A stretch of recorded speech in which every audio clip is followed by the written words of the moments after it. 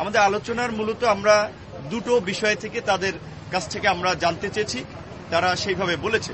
প্রথমত হচ্ছে যে রাষ্ট্র সংস্কারের প্রশ্নে সরকারের অবস্থানটা কি, কারণ জনগণ এবং ছাত্ররা গণঅভ্যুত্থান করেছে একটা নতুন রাষ্ট্র বিনির্মাণ করার জন্য।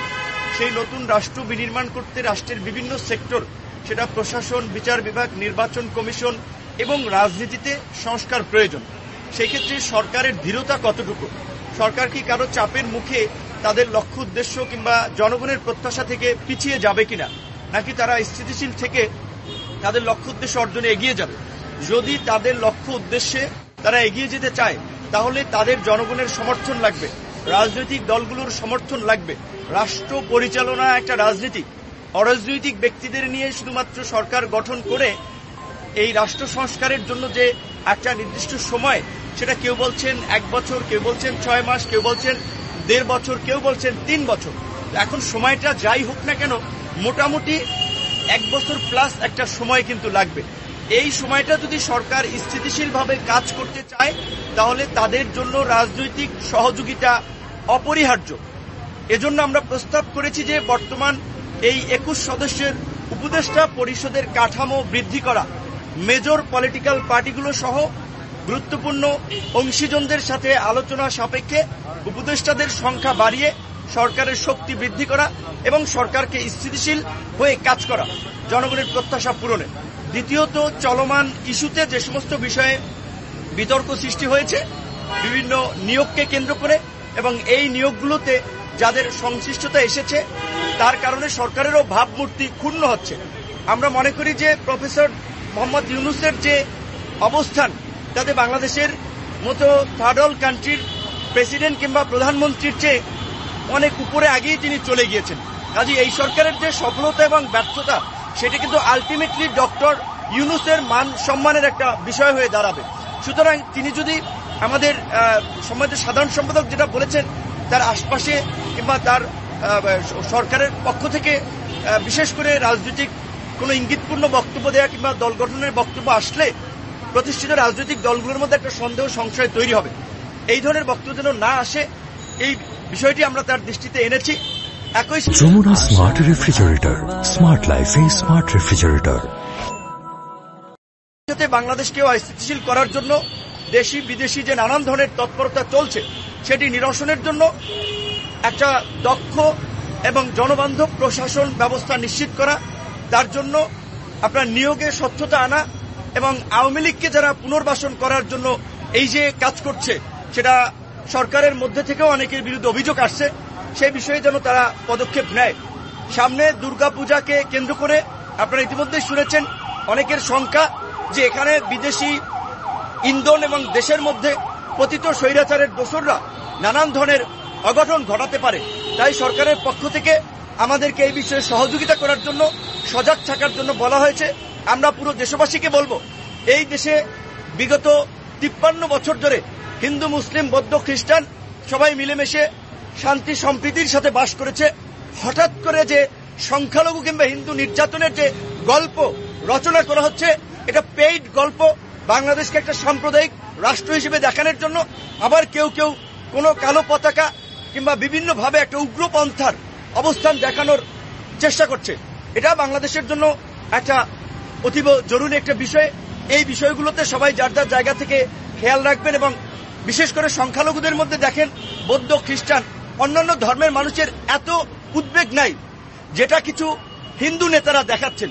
অবশ্যই আমরা পরিষ্কারভাবেই বলতে চাই, হিন্দু কিংবা কোনো কমিউনিটির প্রতি কোনো ধরনের যদি অসহিষ্ণু আচরণ করা হয়, অন্যায় আচরণ করা হয়, তার আমরা নিন্দা জানাই, তার প্রতিবাদ জানাই।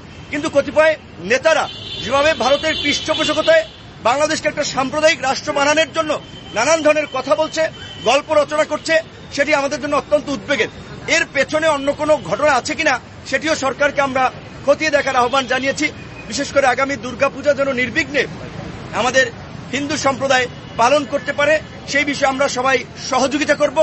এবং এই যে 6টি কমিশন করা হয়েছে, তারা রাজনৈতিক দলগুলোর সাথে আলাপ আলোচনা করে তাদের কর্মপন্থা ঠিক করবেন। কিন্তু আমরা একটা বিষয় আজকে বলেছি, যেটি হচ্ছে যে আমরা মনে করি যে বাংলাদেশের মতো দেশে এই যে ক্ষমতার মোহের পরে যে শাসকরা স্বৈরাচারী হয়ে ওঠে। এটি শুধু শেখ হাসিনা একাই হয়েছেন সেইটা না, এর আগেও তো আমরা সামরিক শাসন দেখেছি, নির্বাচনের মধ্যে দিয়ে আসা গণতান্ত্রিক সরকারেরও আমরা বিতর্কিত কর্মকাণ্ড দেখেছি।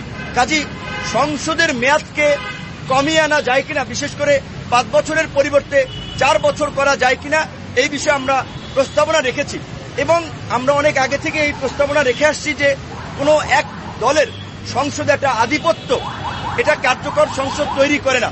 সেজন্য অবশ্যই সংখ্যানুপাতিক নির্বাচন এবং দ্বিকক্ষ বিশিষ্ট সংসদ। আশা করি সরকারের এই সংস্কার কমিশন সকলের আলোচনা মতামতকে মাথায় নিয়ে তারা জন আকাঙ্ক্ষাকে ধারণ করে আগামী রাষ্ট্র সংস্কারের পথে হাঁটবেন। সেক্ষেত্রে যেই সময়টা প্রয়োজন সেটা আমরা দিতে চাই, কিন্তু সেখানে আমরা পরিষ্কারভাবেই বলেছি রাজনৈতিক দলগুলো কিংবা আমরা এই সরকারকে ক্ষমতায় বসালাম, এই সরকারের জন্য আন্দোলন সংগ্রাম নির্যাতন নিপীড়ন করে তাদের জন্য রাস্তা তৈরি করলাম। সেই সরকারের সাথে যদি আমাদের দূরত্ব তৈরি হয়, আমরা যদি মন খুলে কথা বলতে না পারি, তাহলে সম্পর্কের অবনতি হবে, যেটা আলটিমেটলি একটা অন্য পরিস্থিতি বয়ে আনতে পারে। সেজন্য আমরা বলেছি সকলের সাথে যেন সহজেই তাদের একটা যোগাযোগ স্থাপন হয় সরকারের সাথে, রাজনৈতিক দল সহ গুরুত্বপূর্ণ অংশীজনের, সেই বিষয়ে আমরা বলেছি এবং আপনাদের সকলকে ধন্যবাদ জানাই। গণ অধিকার পরিষদই সর্বশেষ আজকের বৈঠকে অংশ নিয়েছে, এর আগেও বিভিন্ন দল অংশ নিয়েছে। আপনারা এতক্ষণ পর্যন্ত থাকার জন্য আপনাদেরকে অনেক ধন্যবাদ। রোড ম্যাপ আমাদের জানা দরকার এবং দ্রুত সময়ের মধ্যে যারা গণহত্যার সাথে জড়িত তাদেরকে গ্রেপ্তার করতে হবে। আমরা দেখতে পাচ্ছি যে আইন শৃঙ্খলা পরিস্থিতি এখনো পর্যন্ত উন্নত হয়নি এবং শেখ হাসিনাকে ভারত থেকে ফিরিয়ে আনার ব্যাপারে কোন ধরনের বক্তব্য বা উদ্যোগ আমরা দেখছি না, সেই বিষয়ে আমরা জানিয়েছি এবং আমরা যেটি বলেছি যে এই উপদেষ্টারা যারা রয়েছেন তারা অবশ্যই যোগ্য দক্ষ, কিন্তু রাষ্ট্র পরিচালনা এবং রাজনীতির ক্ষেত্রে কিছুটা আসলে যোগ্যতা সম্পন্ন লোক দরকার। আমরা দেখেছি যে 2 মাসেও আসলে এই রাষ্ট্রের পরিস্থিতি উন্নত হয়নি, আইন শৃঙ্খলা পরিস্থিতি উন্নত হয়নি, যে কারণে আমরা বলেছি যেহেতু আলোচনা আসছে যে এই সরকার মোটামুটি 1.5 থেকে 2 বছর তারা রাষ্ট্র পরিচালনা করবে, বিভিন্ন সংস্কার করবে, এই জন্য আমরা বলেছি যে এই সংস্কারগুলো যাতে আপনারা যথাযথভাবে করতে পারেন এজন্য উপদেষ্টাদের সংখ্যা বা উপদেষ্টা পরিষদের পরিধি বাড়াতে হবে, সে বিষয়ে আমরা জানিয়েছি এবং আমরা বলেছি যে শেখ হাসিনার আমলে গত 15 বছরে যে অর্থ পাচার হয়েছে সেই পাচারকৃত অর্থ অনতিবিলম্বে ফিরিয়ে আনতে হবে এবং এই যে সাম্প্রতিক সময়ে বিভিন্ন জায়গায় আমরা দেখেছি যে ডিসি নিয়োগ, এসপি নিয়োগ, পুলিশের ঊর্ধ্বতন কর্মকর্তা নিয়োগ, সরকারের বিভিন্ন প্রতিষ্ঠানের নিয়োগ, এই নিয়োগগুলো নিয়ে বাণিজ্য হয়েছে এবং পত্রপত্রিকায় নিউজ হয়েছে। তো আমরা বলেছি যে কেন আওয়ামী লীগকে পুনর্বাসন করা হচ্ছে, বিশেষ করে 56 জেলায় যে ডিসি নিয়োগ হয়েছে তার মধ্যে 49টি জেলায় আওয়ামী লীগের তালিকার ডিসি নিয়োগ হয়েছে, বিভিন্ন জায়গায় আওয়ামী লীগের তালিকার এসপি নিয়োগ হয়েছে। যারা আওয়ামী লীগের আমলে বঞ্চিত হয়েছিল তারা এই মুহূর্তে সুবিধা বা এই মুহূর্তে প্রমোশন পাচ্ছে না, বরং উল্টো যারা আওয়ামী লীগের আমলে রেগুলার প্রমোশন পেয়েছে তাদেরকেই বিভিন্নভাবে প্রমোশন দেওয়া হচ্ছে। তো এক্ষেত্রে যেহেতু অন্তর্বর্তীকালীন সরকারের আশপাশেই রয়েছে এরকম ব্যক্তিবর্গের নাম এসেছে, আমরা বলেছি যে এই বিষয়গুলো খতিয়ে দেখার জন্য এবং একই সাথে আমরা বলেছি যে শিক্ষা কমিশন গঠন করা হয়নি, চিকিৎসা কমিশন গঠন করা হয়নি, যেহেতু শিক্ষা এবং চিকিৎসা খুবই গুরুত্বপূর্ণ বিষয় আমরা সেই বিষয়ে জানিয়েছি এবং দুদক দেখেন এখনো পর্যন্ত দুদকের চেয়ারম্যান যারা কমিশনার তাদেরকে সরানো হয়নি। আমরা এই দুদককে অনতিবিলম্বে পুনর্গঠন করার আমরা দাবি জানিয়েছি এবং একই সাথে এই যে হাইকোর্টে এখনো পর্যন্ত শপথবদ্ধ বিচারক, এই শপথবদ্ধ রাজনৈতিক বিচারকদের এখনো পর্যন্ত সরানো হয়নি। কি কারণে সরানো হয়নি সেই বিষয়টি আমরা জানতে চেয়েছি এবং দ্রুত সময়ের মধ্যে তাদেরকে অপসারণ করার জন্য আমরা দাবি রেখেছি। এবং এই যে বাংলাদেশের গার্মেন্টসকে কেন্দ্র করে যে ধরনের অস্থিরতা, সেক্ষেত্রে এই অস্থিরতার পিছনে আসলে কি রয়েছে সেই বিষয়টি নিয়ে আমরা আলোচনা করেছি এবং বিদেশে যে বাংলাদেশের জনশক্তি রপ্তানি করা হয় এই ক্ষেত্রে সরকার টু সরকার অর্থাৎ G2G পদ্ধতিতে বিদেশে এই শ্রমশক্তি বা জনশক্তি রপ্তানি করার জন্য আমরা আহ্বান রেখেছি। আমরা বলেছি যে জনগণের সেবা, সেই সেবা যাতে তারা দ্রুত সময়ের মধ্যে পায়, এই নাগরিক সেবা নিশ্চিত করার জন্য সিটিজেন চার্টার গঠন করতে হবে এবং আমরা আরো একটি দাবি রেখেছি, সেটি হলো যে দ্বিকক্ষ বিশিষ্ট সংসদ এবং এই সংসদের মেয়াদ 4 বছর করতে হবে। কারণ আমরা দেখি যে আসলে একটি সরকার দীর্ঘমেয়াদে ক্ষমতায় থাকলে তার মধ্যে কর্তৃত্ববাদী মানসিকতা চলে আসে, যে কারণে গণ অধিকার পরিষদের পক্ষ থেকে আমরা সংসদের মেয়াদ 4 বছর করার দাবি জানিয়েছি এবং একই সাথে যে সকল দেশে দূতাবাস নাই সেই সকল দেশে বাংলাদেশের দূতাবাস প্রতিষ্ঠা করার জন্য আহ্বান জানিয়েছি।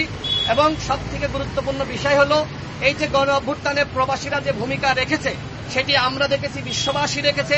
57 জন প্রবাসী গ্রেপ্তার হয়েছিল, আমরা যে কারণে আমাদের মাননীয় প্রধান উপদেষ্টাকে ধন্যবাদ জানিয়েছি যে তাদেরকে মুক্ত করার জন্য তিনি ভূমিকা রেখেছেন। আমরা চাই আগামী জাতীয় সংসদ নির্বাচনে আমাদের এই প্রবাসী ভাইদেরকে, এই রেমিটেন্স যোদ্ধাদেরকে অবশ্যই ভোটাধিকার দিতে হবে। সেই বিষয়টি আমরা আমাদের দাবির মধ্যে জানিয়েছি। আমরা আরো যে বিষয়গুলো বলেছি সেটি হলো যে অন্তর্বর্তীকালীন সরকারের অনেকে রাজনৈতিক বক্তব্য দিচ্ছে, তাদের ইঙ্গিতের মধ্যে যেটি প্রকাশ পাচ্ছে সেটি হলো তারা ক্ষমতায় থাকা অবস্থায় দল গঠন করতে চায়, যেটি প্রথম আলো সহ বিভিন্ন পত্রিকায় তাদের বক্তব্য এসেছে। এটি আমরা ডক্টর ইউনূস স্যারকে বলেছি যে এই বক্তব্য বা এই ধরনের আলোচনা, এগুলো আসলে রাজনৈতিক দলগুলোর মধ্যে এক ধরনের আলোচনা সমালোচনা রয়েছে যে রাজনীতিকরণ করার একটি চিন্তা বা কিংস পার্টি গঠন করার একটি চিন্তা। তো এই বিষয়টি আপনি ভেবে দেখবেন যাতে করে সরকারের আশপাশে থেকে কেউ যাতে রাজনৈতিক বক্তব্য না দিতে পারে।